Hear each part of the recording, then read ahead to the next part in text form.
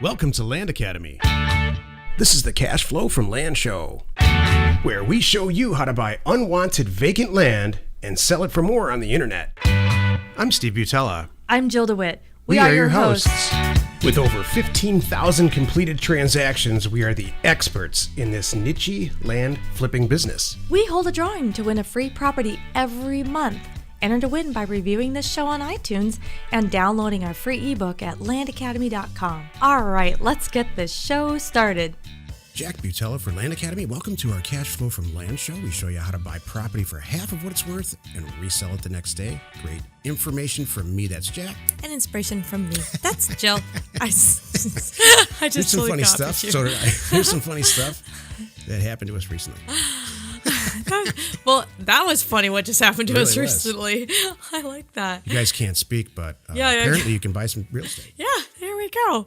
I didn't know this happened, and I'm sure you do. And this I think is hilarious.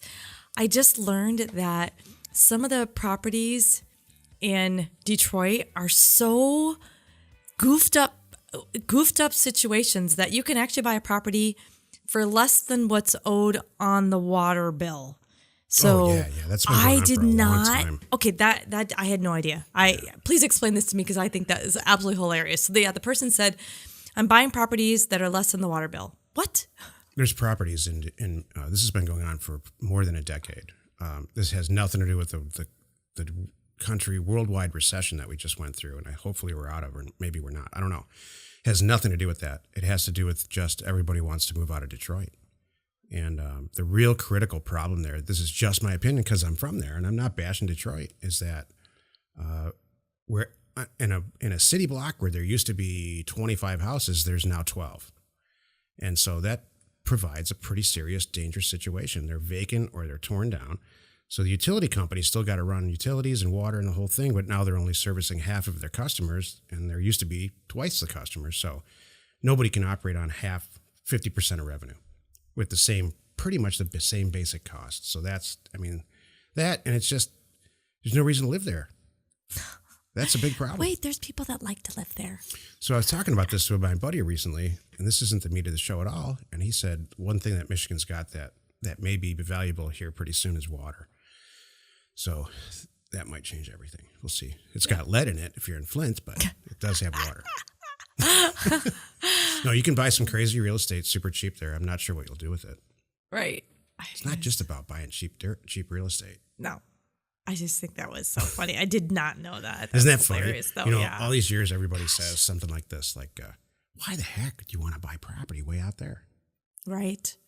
Yeah, well, it turns out we can resell it for a lot more pretty quickly. Try to resell that house in Detroit really quickly. Man, there are so many shows and things coming up too, talking about people going off the grid, living out there, just moving out of the city. Like that whole big thing right now that's going on with the whole San Francisco. I don't know if it was a poll or a survey or what. There was a whole big thing that we were talking about. Some people that, a large percentage of people who live in like downtown San Francisco are tired of it, and they want to move out, and they want to be, do their jobs from their homes and live on some land. Go figure. Gee. Isn't it cool when the whole world catches up with you? I know. We were like how many years ahead of everybody. I think it's the greatest thing. I mean, Silicon Valley has been that. I'm surprised it took this long. Mm-hmm. It's pretty funny because this actually happens to me.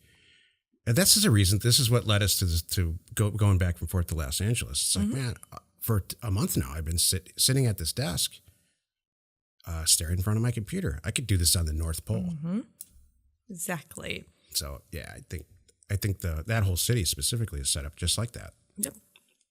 In this episode, Jill and I talk about land investors taking their foot off the gas. Yeah. Mm-hmm. When you get to that point. Anyway, Jill, great show today. Before we start, let's take a question posted by one of our members on successplan.com, our free online community. Okay. Kelly wrote, currently I'm in the process of evaluating 2 quarter-acre lots in a small downtown low-income area of town. I have offered to pay their back taxes of $70 and $300 respectively to acquire their land. Good job. I do that too. As I look at these properties in depth, comps have sold.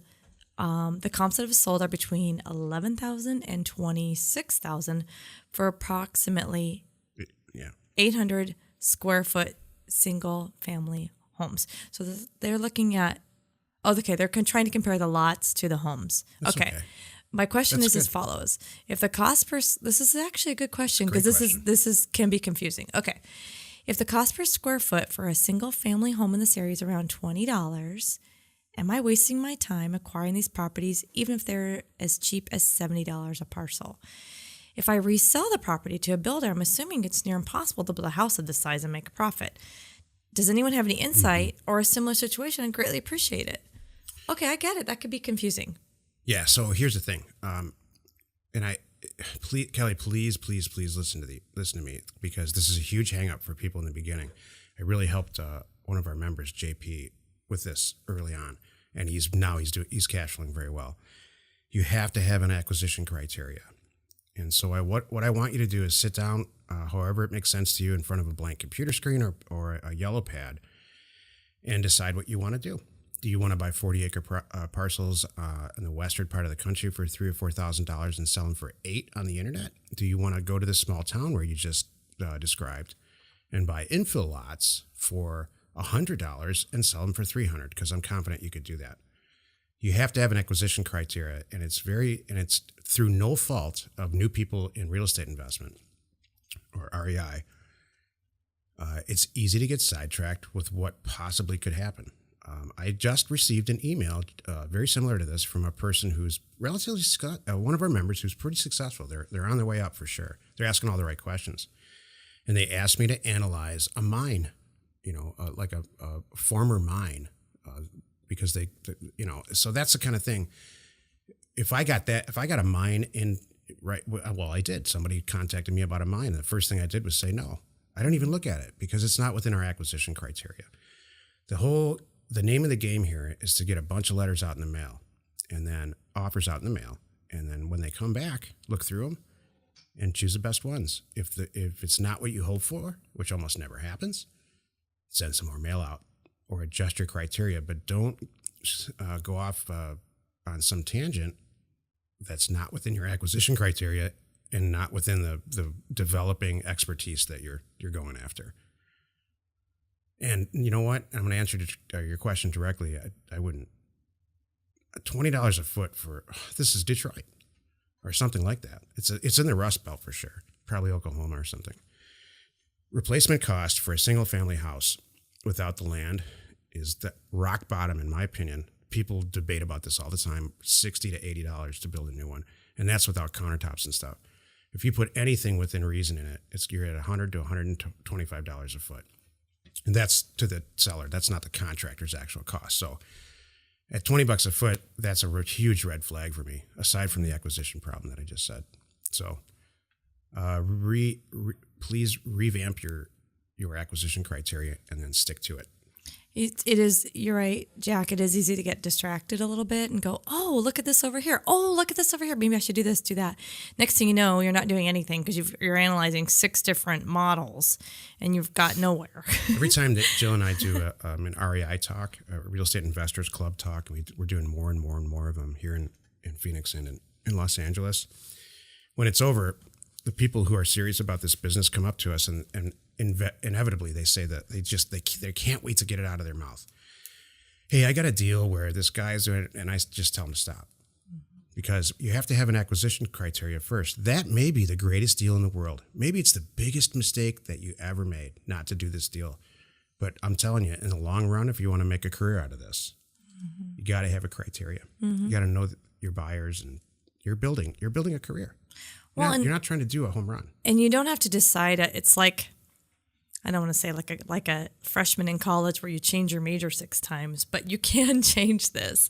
You're not, when you start off with your criteria, whatever it is, as you grow, you can say, you know what, I've just decided I'm really good at the large acreage properties. This is my thing. I really like it, and you didn't start out that way, but you kind of grew into it.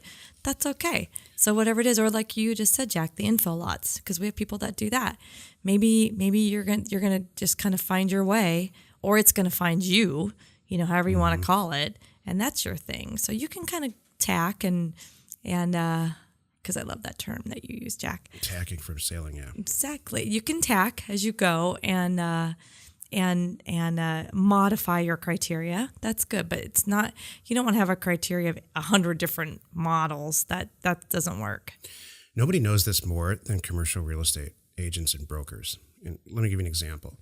So when you're a commercial real estate agent or broker, you do the same thing that we do, but you contact, let's say, all the owners of apartment buildings, and you say, hey, I got this guy over here.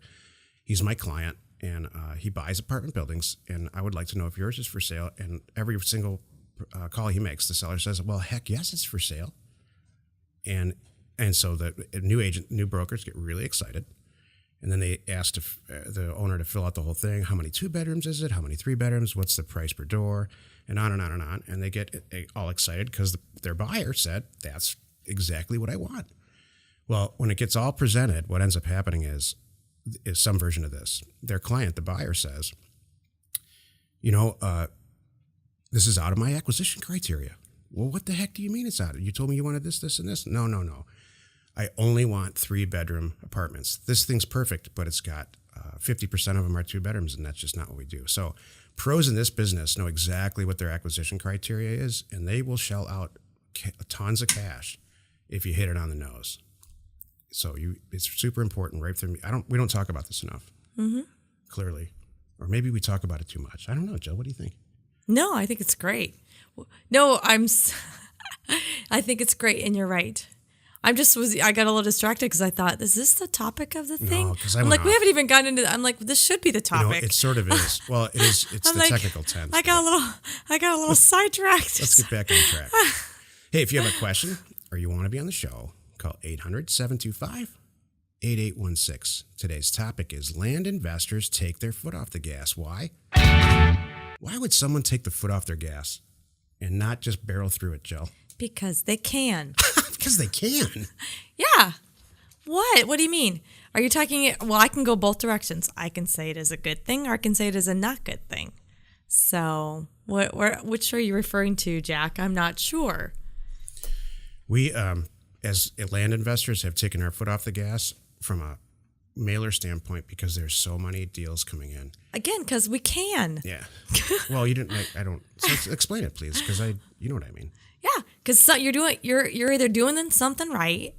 That's what I'm saying. When you can take your foot off the gas because you've done something right in a very, very, very good way. That you're not out there having to kill it. You've got it into a system. Maybe everything's going smooth. You're hitting your numbers. However you want to call it, I'm okay with that. That's what I mean when I say you can. Oh, I see. Okay. Yeah. What do you mean? No, I think that at some point, and some of our members are just about at that point. Well, several are.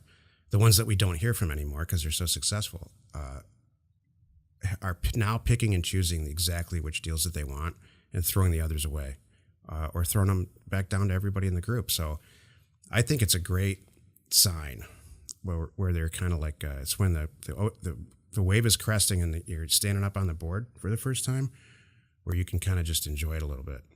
And pick and choose. It means you've established a great deal flow, and you're picking and choosing the best ones, and because you know exactly who's going to buy it. You did everything right, and that's a celebration moment. It's not, I don't mean close your doors for a month. I just mean it's a great feeling when a property comes in and you can say, oh my gosh, I've done everything right. I know exactly who's going to buy this. I know that, and we've been there for years and years, but it's hard to communicate that to someone brand new.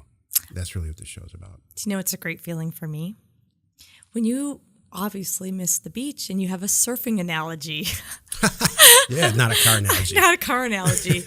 Not a car analogy, not a motorcycle analogy, not a Michigan analogy. That was a surfing analogy. I think that was great. That's really an analogy that doesn't involve motor oil. That's right. Or baseball. Or baseball or something. That's really good. I like that. Thank you. So good. This is the Technical 10. It's 10 minutes of property investment advice from our 15-year, 15,000 deal experience. This is the topic. Without an acquisition criteria, you will delay success. Where did we hear that before? You did say this is the technical 10. So this should probably be the technical 2 because we already did the technical 8. That's what I mean. That's exactly what I mean. So how do you want to add on to that? So this is what I would suggest. And because this is the technical 10, I would literally write down your acquisition criteria, literally, and stick it on your monitor in a sticky note or whatever you do. This month, we're only buying 5-acre properties in Navajo County, Arizona. Next month, we're only buying infill lots in some small town in XYZ, Oklahoma. Those are not accidental, by the way. Those are our past acquisition criteria. Now, my acquisition criteria is this, and I don't suggest as a new person that you do this at all. We only sell property that we know we can double our money on by handing someone literally an APN, someone that we know and have done business with almost all the time. It's the best. We said in a prior show that, sometimes we don't lead by example. That is absolutely what you should not do. Yeah. You can't start out that way. You got to build up your list and your people, and they know you and all of that. Yeah, that's my acquisition criteria. Now it has to be purchased before we buy it. We have to know who's going to before we buy it. We have to know who's going to buy it from us, and it has to be at least twice the money. Mm-hmm. Talk about a good goal, though. Yeah. If I were just starting out, I would be like, wow. So I think that's the other thing that I look at all the time that we don't ever talk about anymore, Jill. I love when we stop talking about stuff because we know it's just solved and done. Mm-hmm. The number of new people that opt in to our buyer list and all of our companies exceed, I don't know, between 10 and probably 25 a day. Yes. And that's why I just don't look at it anymore. Mm-hmm. So we're not trying to find new buyers. They're finding us. So we kind of took our foot off the gas. That's why I wrote the show. Exactly. Awesome. Well said. Good summary. Thank you.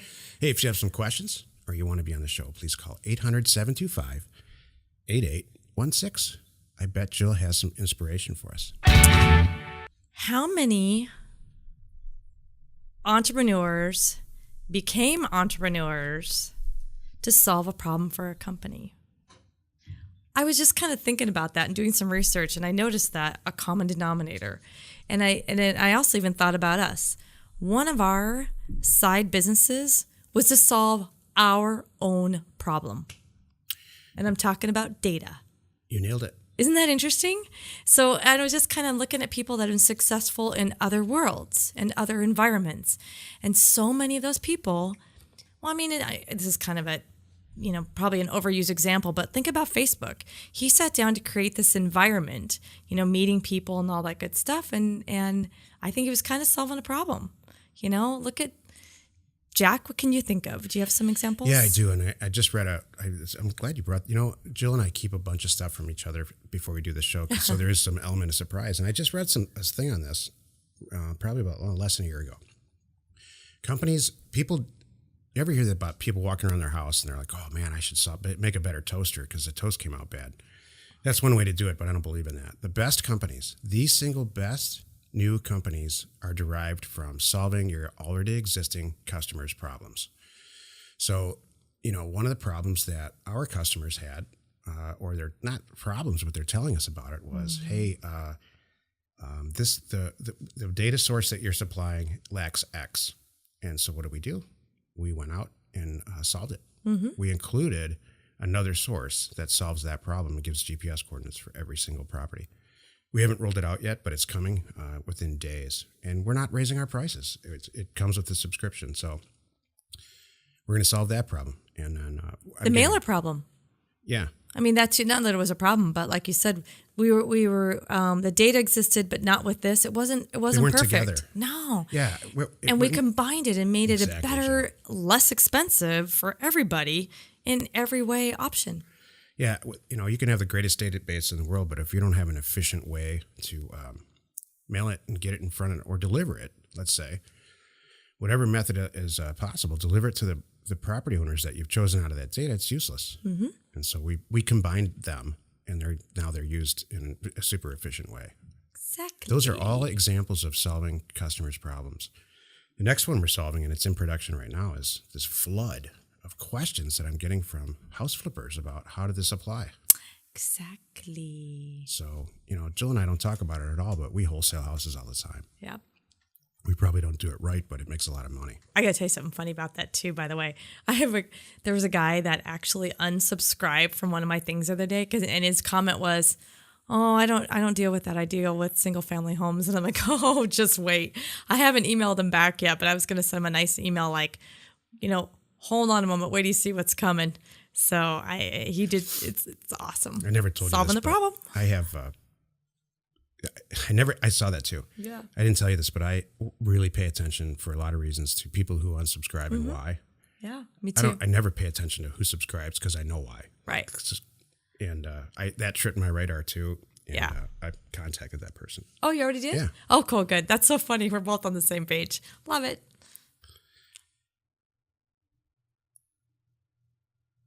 Join us in another episode where Jack and Jill discuss how to use information, that's me, And inspiration, that's me. to get just about anything you want. We use it every day to buy property for half of what it's worth and sell it immediately.